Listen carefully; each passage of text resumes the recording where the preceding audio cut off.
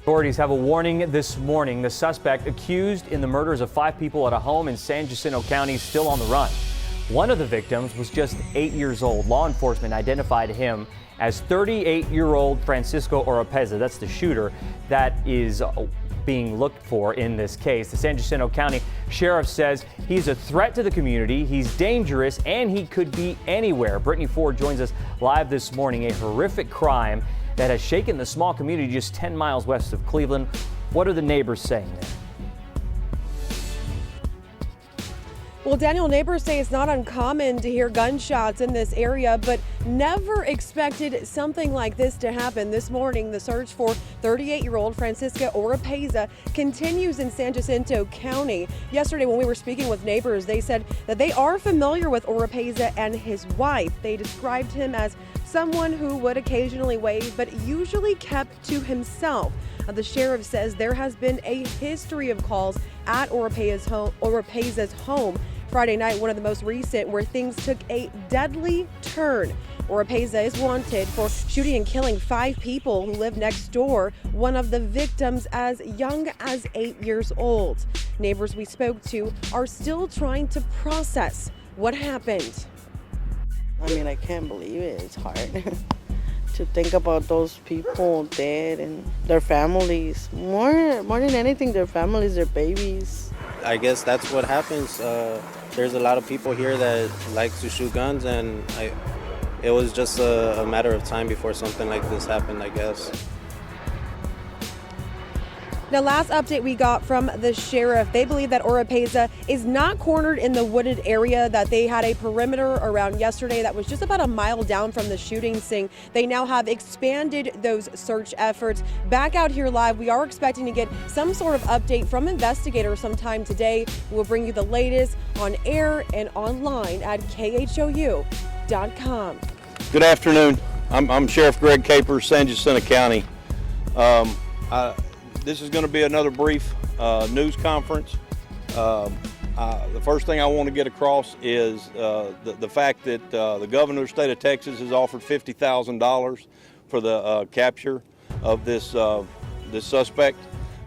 Multi-county Crime Stoppers, which includes Montgomery, San Jacinto, and Liberty counties, have thrown in $5,000 for a total of $55,000 so far for this suspect's arrest.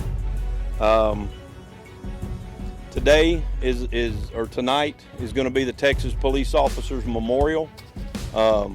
We had a constable die in our county about a year ago, maybe a little over, and I was supposed to walk his wife, be her escort tonight. I have elected not to do that. I have called her, I have talked to her. She understands. My main intent and focus is 100% on capturing this suspect. The deputy's name was Neil Adams, and he was a constable for San Jacinto County in Precinct 1. Tonight, or this evening here in about an hour and a half at 4:30, they're doing a vigil for the 8-year-old that went to Northside Elementary in Cleveland, Texas. Once again, I would love to be there, but I'm going to be here looking, searching for this suspect. My heart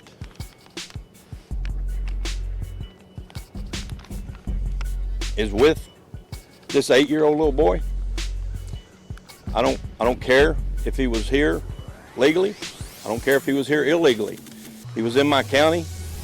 5 people died in my county, and that is where my heart is, in my county, protecting my people to the best of our ability.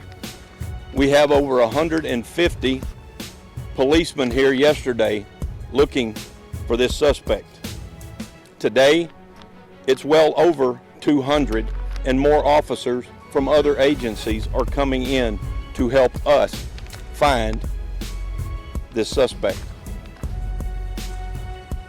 It is my #1 priority to find him, as it is everybody that's out here looking for him.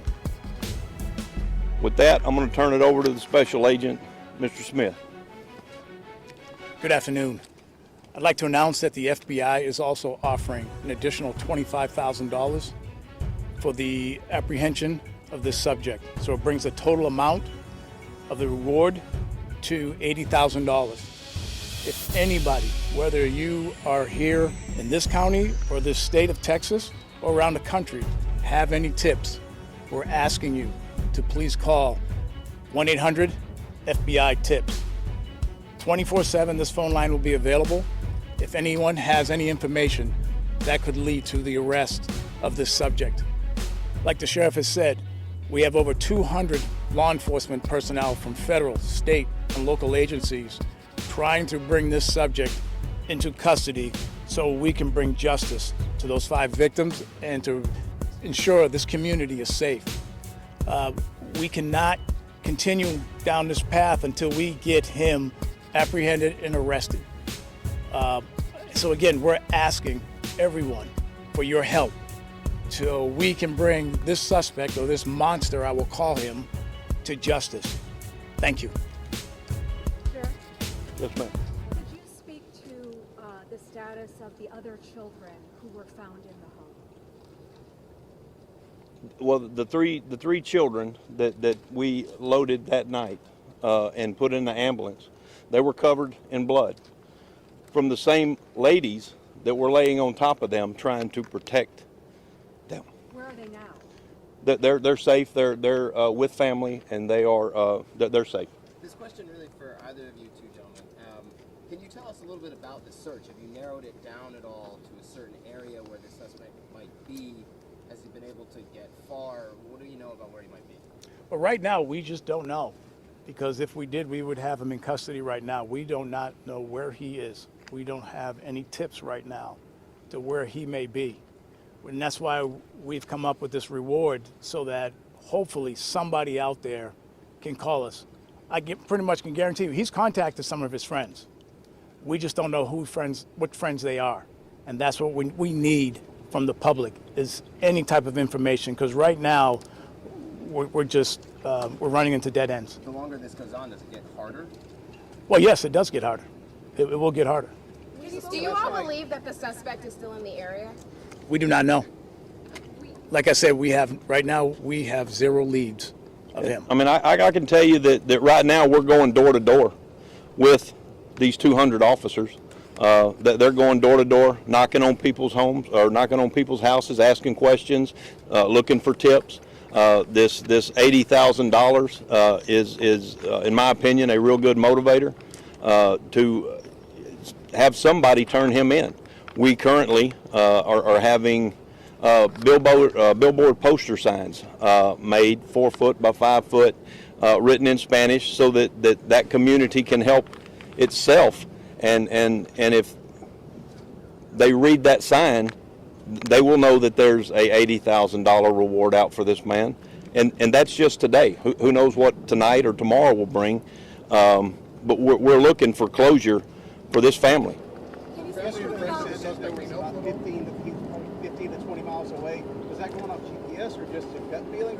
And what was the change to go door to door now versus when you told people that he was probably 15 to 20 miles away? Okay, I don't remember saying 15 to 20 miles away. I might have said 5, but we're not going to get into hashing that out. But we have been going door to door. We didn't have the personnel right at the get-go to do that. I have a very small county.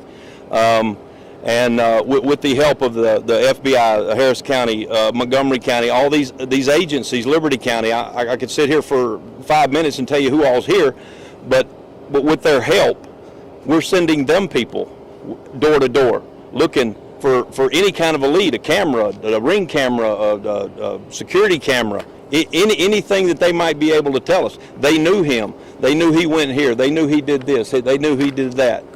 That's what we're. The mishap with the photo. Can you talk about the photo? You guys sent out a wrong photo of the suspect. Yes, I can comment on that. And you're also now saying to spell his name with an S and not a Z. Can you explain that to us a little bit? Yeah, well, as you can see, an investigation like this, we're receiving information from a whole slew of agencies and the citizens.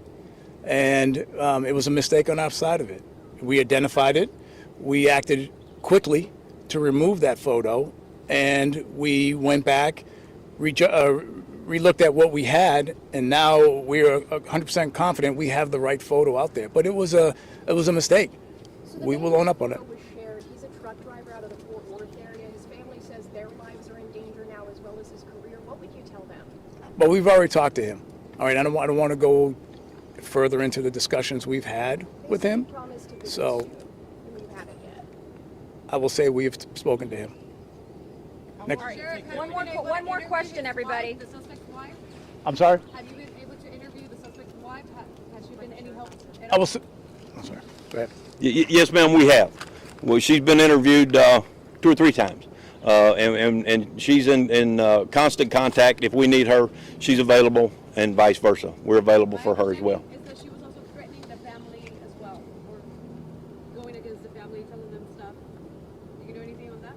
I'm unclear on what you're. The wife. That she was also telling them that it was their fault. That's news to me. All right. Thank you, everybody. Thank you. Thank you. Thanks, gentlemen.